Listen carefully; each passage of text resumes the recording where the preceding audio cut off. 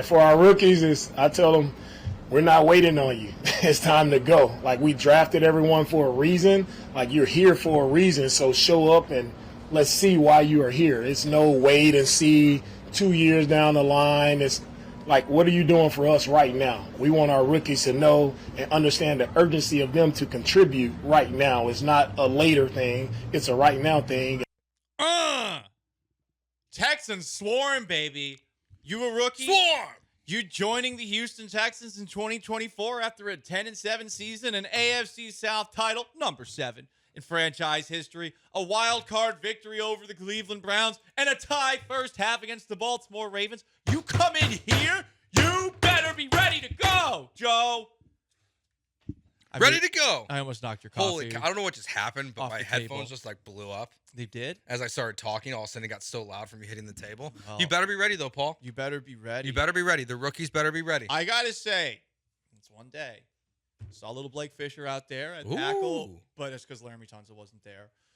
Also saw Kamari Lassiter in coverage against Tank Dell. And Kamari Lassiter, welcome to the NFL, kid, as they say. That is a tough matchup for him, considering he's supposedly not very fast. Mm-hmm. So probably not a great setting for him. But he's going to be your cornerback number 2. Mm-hmm.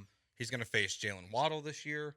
He's going to face talented wide receivers pretty often in the NFL that are much faster than him. So he's got to figure it out. Especially if he's the day one starter. And I do think with $20 million in cap space, the Texans, at some point this training camp, I imagine, will bring in some sort of veteran defensive back. I think they should. If I were Nick Caserio, okay, maybe these guys don't want to come into training camp, especially seeing as it's hot as balls here in Houston. Maybe they sign somebody one of the last couple of weeks. Anyway, Joe, we have been waiting for the Skip Bayless of Houston Texans football coverage in Houston to step up and plant his flag. No, I'm not talking about you. No, I just feel bad about who you just called the new Skip Bayless. No. I said we have been waiting for a Skip Bayless to put his flag in the turf of either the internet, a newspaper column, the radio. Mm-hmm. We have television. We have been waiting for somebody to boldly say, Texans ain't all that. We finally got it. We did. Earlier than I expected, too. It's time for a battle red pill. Heretics dare to question the Houston Texans' greatness. How dare you? Is it bullshit? Wrong, wrong, wrong, wrong. Wrong, wrong, wrong, wrong. Or will you take this battle red pill? You take the red pill, you stay in Wonderland, and I show you how deep the rabbit hole goes. A friend of this radio station, ESPN's own DJ Bien-Aime, who was just looking spiffy on the 4-letter. Was he wearing that suit at training camp? He was not wearing a suit at training camp, so he's got a suit in his car. He's ready to go. But he was on the Mina Kimes show featuring Lenny, a good football podcast if you are an NFL fan. And Mina Kimes asked him for his prediction, who's going to win the AFC South? So it sounds to me like you are going Texans, Colts, Jags, Titans. You were very high in the Titans last year. Do you remember that? I was. I do remember that. I was very high on, I was high on Mike Vrabel. His old line was just bad. So I think, I think I haven't done my research. I think the Colts end up winning the division. One of my biggest things is the Texans' schedule scares me. It scares me. DJ. The Texans' schedule, it scares me. Like, wow, let it not be schedule. said that you were biased. Yeah, what a shocking pick. Yeah, I think the Colts end up winning because I like their schedule. I like the pieces that they have. I think AR is going to take, if he stays healthy, he's going to take, a massive. But I still think the Texans make the playoffs. I think get one of the wild card spots. TJ Bien-Aime is picking the Indianapolis Colts to win the AFC South. That July 17th, 2024. Everyone's bookmarking it. He's getting crushed by Texans Twitter. Yeah, he probably is. So I'll say this about Anthony Richardson. There is definitely some real potential there. He has to stay healthy. I don't know if he ever will stay healthy, but he's got a cannon for an arm, and he's super fast. He's the exact quarterback that you want to play with in a Madden game. Mm-hmm. I agree with him about the schedule. And Patrick 64228 on our Twitch says, have you seen the Astros August schedule? That scares me. The Texans have the toughest schedule in the NFL outside of the AFC North. There are 3 AFC North teams in front of them, and then it's the Texans. They are number 4 across all teams in the league. They go up against a lot of good quarterbacks, and they don't have the best secondary. And on top of that, some of the teams that they're going up against have really good defenses as well. It is a much tougher schedule than it was last year. So I don't think this is a crazy take by any means, but people are mad at DJ. I'm happy with DJ. You know, we tried to get Skip Bayless to replace Joe when he was on vacation for a month. Sorry about that, Joe. I do feel like Skip Bayless would have picked the Titans to win the division. Like, I feel like he would go in the extra mile. Man, I don't know if he was going to do it. that. This is where DJ is right. Let's just look at the Texans and the Colts have a bye week 14. The Texans' final 4 games are the Dolphins, Chiefs, Ravens, Titans. The Colts' final 4 games are the Broncos, the Titans, the Giants, the Jaguars. Cupcake buffet. So you're playing a rookie quarterback in Bo Nix. You're playing Will Levis. You're playing Daniel Jones or Drew Lock. And you're playing Trevor Lawrence in the Jags.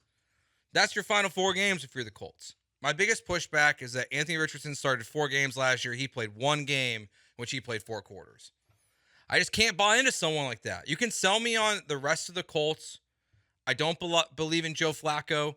His interception percentage was the highest in the league last year. If he has to come in and play quarterback for them this year, I think last year's magic will quickly fall off, and they'll be finding a 3rd or 4th quarterback if Richardson gets hurt. So I can't buy into the Colts because I just don't believe that Richardson's going to stay healthy. I'm still more in on Jacksonville, to be honest. Well, look, I think you're rolling dice when you're predicting health. Richardson did get hurt this past season, and that should be concerning because of the way that he plays. But, I mean, I think Richardson's clearly better than Bryce Young based off of those 4 games. Big time. Like, I just think he belongs in the NFL. The size is a really important thing here. And I think the Colts have a really good head coach, and Shane Steichen. I feel like they will be able to win with Joe Flacco under center if he has to step in. Flacco's better than Gardner Minshew was last year. And the Colts, despite Gardner Minshew being awful on that Saturday game, came a 4th and short away from potentially beating the Texans, eliminating them from the playoffs, winning the AFC South themselves. Like, they were really, really close to making that happen. So with that in mind, I don't think what he's saying is crazy. I feel like there are some legitimate reasons for it. I think last year when he picked the Titans, that was effing crazy because they were so bad the second half of the year. And I remember when he came in on my show, I told him, I was like, come on, man. And he was like, oh, you're just biased against the Titans, which is true. Their fan base are a bunch of inbred rednecks. Yes. Okay? Fact. They eat squirrel on a stick. That's fine. Like, to each their own. But those people don't know anything about football. I hate their fan base. The team itself collapsed down the stretch the year before this past season. There was no reason to pick them. The Colts this year totally makes sense. They have an easier schedule than the Houston Texans. Texans have one of the toughest in the league. So I think that's a totally fair prediction to make for the AFC South. And I'm happy that someone finally had the balls to say that the Texans are not going to go 17-0. Look, there's a lot of times where people get upset about, we hear it sometimes on Twitch specifically, but sometimes you do need someone that is an outsider to kind of reset reality. DJ kind of is still. He's been here for 2 years. We covered the Jets before that. Went to Louisville. He's not a Houston guy, so he has a much more objective perspective on the Houston Texans than most in the media. Some people get really mad though about the whole not being from Houston covering the Texans thing. For sure, but sometimes it's a good thing. I feel like for the most part, it is always a good thing to be objective in your analysis. I understand some people want that fanboy coverage. Well, what happens when the fanboy coverage is wrong? Like, how do you respond to that? Do you just check out entirely? And that's why I do call this town from time to time a bandwagon sports town. It is. I don't see anything wrong with that. But there's a weird amount of fans of the teams here that only want you to kiss their ass. I would say the Twitch is generally like that for the Houston Astros. Understandably so. I mean, they've been to 7 straight ALCS, but there's others who are like that for the Houston Texans too. For sure. I think, you look at them, There are lots of questions about them going into the year, and they have a very difficult schedule. And okay, you really think it's that crazy that they don't end up winning the division this year, or that they have a sub 500 year? Like, we like CJ Stroud, we like D'Amico Ryans. It's been 1 year, and their secondary, their linebackers, there's questions there. We'll see what happens. Yeah, look, it's not unrealistic to say the Texans are going to miss the playoffs this year. I'm just not confident that in Anthony Richardson's staying healthy. If he could have just played played all those games and then had the season-ending injury, I might feel differently. It's just the fact that every single game besides one, he didn't finish the game. Like, it's a huge red flag. That's not something we've seen really ever that I can think of, where a quarterback gets that hurt that frequently, where they have to miss the end of games. So that's why I can't go all the way there with the Colts. But if he stays healthy, he looks like he can be an awesome dynamic quarterback. Mm-hmm. So they are a threat for sure.